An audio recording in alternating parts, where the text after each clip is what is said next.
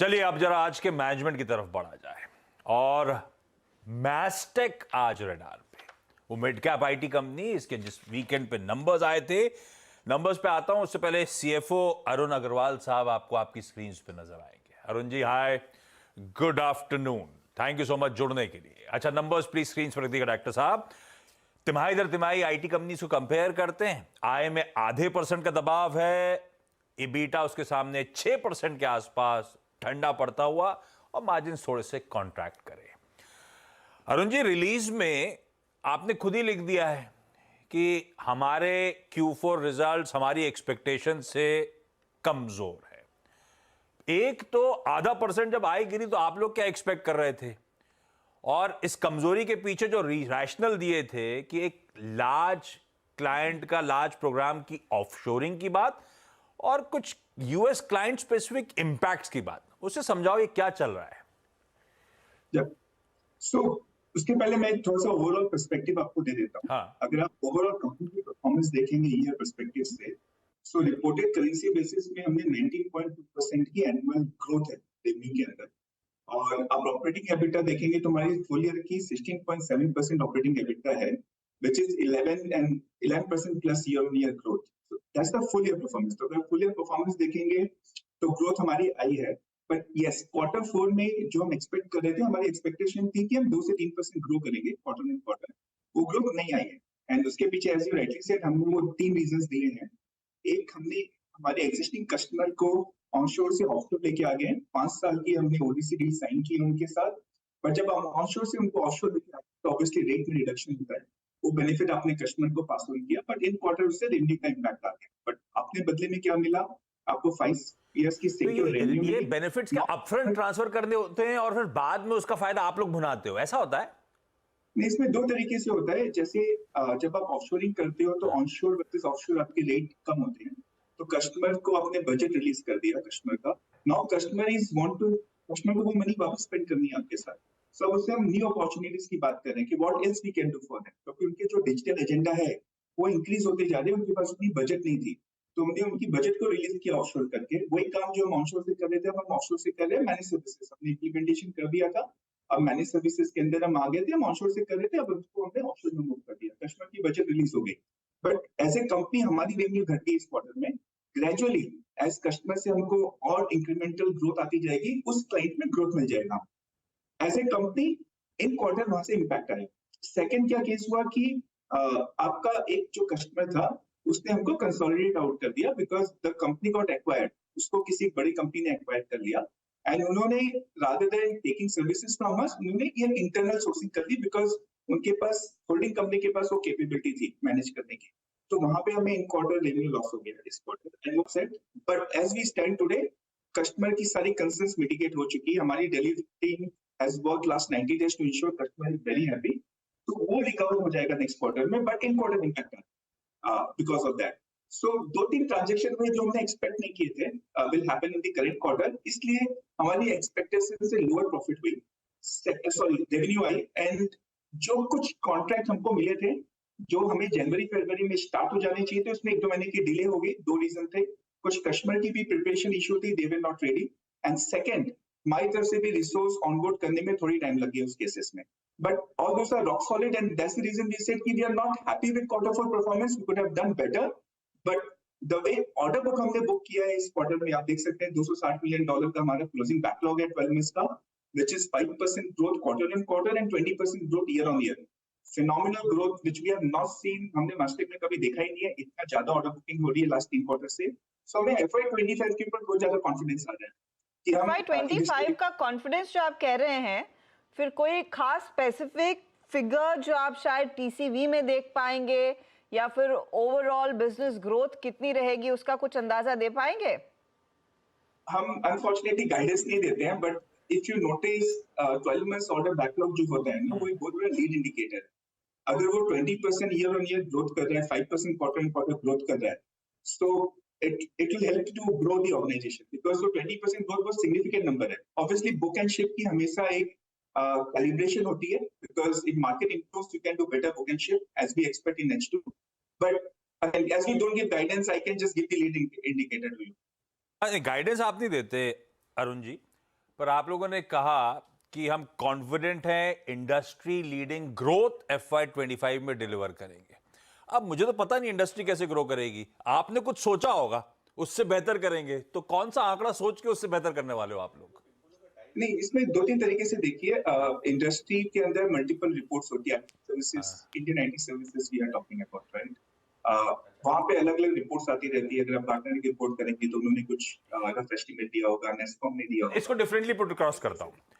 FY24 में आप लोग ने ऑलमोस्ट 16%, पौने 16% का ग्रोथ दिखाया ईयर ऑन ईयर। उससे बेटर कर जाओगे FY25 में, उसे मैच करोगे?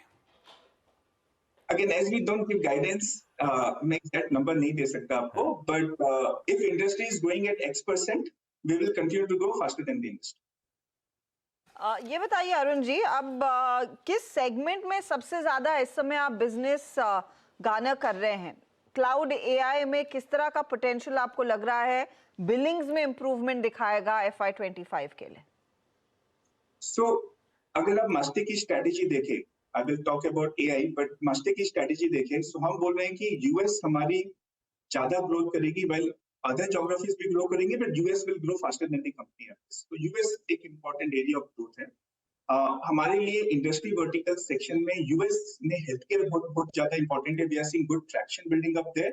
हमारी ऑर्डर बुक वहां पे बहुत ज्यादा बढ़ोतरी हुई है, वहां पे रेवेन्यू कन्वर्शन भी बहुत ज्यादा आ रहा है। यूके पब्लिक सेक्टर हमारे लिए बहुत अच्छा कर रहा है, उसमें भी बहुत ज्यादा कॉन्ट्रैक्ट विंस हुए हैं, नए क्लाइंट्स ऑनबोर्ड हुए हैं, और वहां पे consistent year on year growth हमें दिखाई दे रही है और नेक्स्ट ईयर भी दिखाई देगी। In terms of service line, data automation AI जो आप भी बोल रहे हैं, वहां पे हमें सिग्निफिकेंट अपॉर्चुनिटी दिखाई दे रही है। वहां पे अभी डील साइजेस स्मॉलर है, लोग 1-2 मिलियन की डील के साथ स्टार्ट कर रहे हैं कस्टमर, बट हर कस्टमर की नीड है वहां पे कि डेटा को मैं कैसे मॉडर्नाइज करूं विद द हेल्प ऑफ जेएनएआई, उस लेयर के साथ मैं कैसे अपनी रियल टाइम डिसीजनिंग को ऑगमेंट करूं। सो वहां पे बहुत अच्छा डिमांड बिल्डअप होता हुआ हमें दिखाई दे रहा है। सो FY25, FY26 में ये एरिया डेटा एंड डेटा से रिलेटेड जेएनएआई में आपको सिग्निफिकेंट ऑगमेंटेशन दिखाई देगी। मेरी तरफ से एक लास्ट सवाल सर, ऑप्टिमिस्टिक आप साउंड कर रहे हो, जो पेन निगलिंग वरीज होंगे वो कुछ स्पेसिफिक्स थे, मेरे ख्याल से इवेंचुअली आयरन आउट होते हुए नजर आएंगे, ऐसा आपकी बातचीत से लग रहा है। मुझे एक बात बताओ, आप लोग आईटी को आउटलुक को लेकर पॉजिटिव हो, वहां पे यूएस में अभी भी अनसर्टेनिटी बहुत ज्यादा है। जब आप क्लाइंट कन्वर्सेशंस कर रहे हो तो क्या निकल के आ रहा है? क्या वो निगोशिएशन में ज्यादा समय लग रहा है, इलॉन्गेटेड साइकिल्स हैं? क्या वो ऑर्डर बुक जो स्वेलिंग है इस समय सब आईटी कंपनीज की इंक्लूडिंग आपकी, उसके कन्वर्जन्स हो पा रहे हैं या उसमें भी डिलेज देखने को मिल रहे हैं? असल में हो क्या रहा है? और जब आप FY25 के लिए पॉजिटिव हो तो ये बैक एंडेड ज्यादा होगा क्या, ऐसा मानो क्या? So let me try to answer all 3 point. अगर मार्केट की अगर आप पैटर्न देखोगे, डिसीजन मेकिंग में जो डिले है वो अभी भी एग्जिस्ट कर रही है। अगर डी साइकिल 6 मंथ्स की थी तो अब आपको 9 to 10 मंथ्स की डी साइकिल दिखाई दे रही है। वो अभी भी है, बिकॉज अभी आप फेड का वेडनेसडे को देखिए क्या रेट कट के बारे में अनाउंस करते हैं, बट इन्फ्लेशन अभी भी हाई है, रेट कट हो नहीं रहे, तो वो एक कंसर्न बना हुआ है मार्केट के अंदर, यूएस स्पेसिफिकली, एंड यूएस से लिंक ओवरऑल ग्लोबल इकोनॉमी के इम्पैक्ट। सो वो कंसर्न अभी भी है, तो 6 to 9 मंथ्स में डील्स की क्लोजर हो रही है, एटलीस्ट 3 से 4 महीने की डील चल रही है, वो कंसिस्टेंट पैटर्न है। बट मास्टेक में क्या हुआ है कि हमने जो लास्ट 2 साल में स्ट्रेटेजिक इन्वेस्टमेंट्स किए हैं यूएस मार्केट के अंदर, राइट, एंड जो हम यूके पब्लिक सेक्टर में ऑपरेट करते हैं, और जो हमारी मिडिल ईस्ट और एशियन कंट्रीज में हमारी ऑरेकल की स्ट्रॉन्ग फुटिंग है वहां पे हमें सिग्निफिकेंट पॉकेट्स ऑफ इंप्रूवमेंट दिखाई दे, वहां पे हमें ग्रोथ भी दिखाई देगी। हमारे जो सीआईओ के साथ कन्वर्शन हो रही है ना, उस कॉन्वर्सेशन में एक क्लियर पैटर्न आ रहा है कि उनको डिजिटल एंड क्लाउड में इन्वेस्ट करना है, बिकॉज उनको उनके कस्टमर एक्विजिशन करने के लिए, उनको कस्टमर को सर्विस देने के लिए ये डिफरेंशिएशन बहुत इंपॉर्टेंट है। और मास्टेक के पास क्या एक एडवांटेज है कि हमारा 90% प्लस बिजनेस क्लाउड और डिजिटल है, हमारे पास लेगेसी बिजनेस नहीं है, राइट।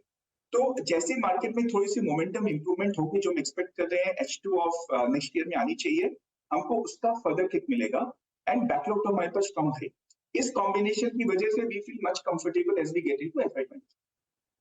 एक आखिरी सवाल, क्योंकि आपने यूएस के साथ वो यूके के डिफेंस या पीएसयू ऑर्डर्स की बात की, इसमें एक डिफेंस ऑर्डर इंक्लूडेड था क्या, और विजिबिलिटी है यूके के पब्लिक सेक्टर बिजनेसेस में, और ये काम शुरू हो गया है, कब तक डिलीवर करना है आपको, कुछ अंदाजा दे पाएंगे?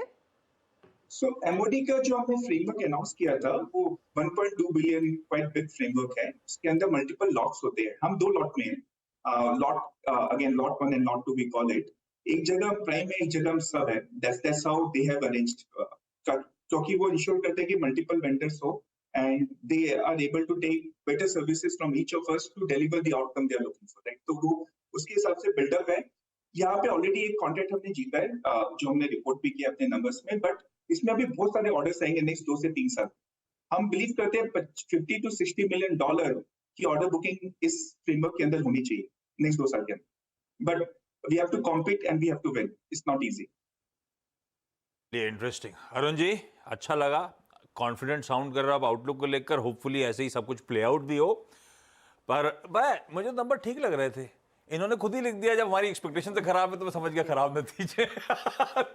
चलिए मैंने बोला ईयर के नंबर बहुत स्ट्रांग है। नहीं ठीक है, वो ऑर्डर बुकिंग वगैरह अच्छी थी। चलिए, thank you so much sir जुड़ने के लिए। अच्छा, क्विकली एक काम करा जाए, मैस्टेक के स्टॉक पे एक चेक ले लिया जाए, उसके बाद क्या चल रहा है की शुरुआत करेंगे। मानस, एक बार मैस्टेक थोड़ा सा सबड्यूट सा ट्रेड कर रहा है, वैसे आईटी का दिन है नहीं आज, कैसा लग रहा है ये स्टॉक? देखिए, बहुत साइडवेज दिख रहा है, कंसोलिडेशन है, रेंज बाउंड है, और एक सबसे इंपॉर्टेंट चीज है कि स्टॉक अपने 200 मूविंग एवरेज के ऊपर लगातार सपोर्ट ले रहा है। तो ये चीज क्लियर है कि अगर आपके पास लॉन्ग पोजीशन है तो आप पोजीशन को होल्ड कर सकते हैं। 2500 का आपको स्टॉप लॉस लगाना है।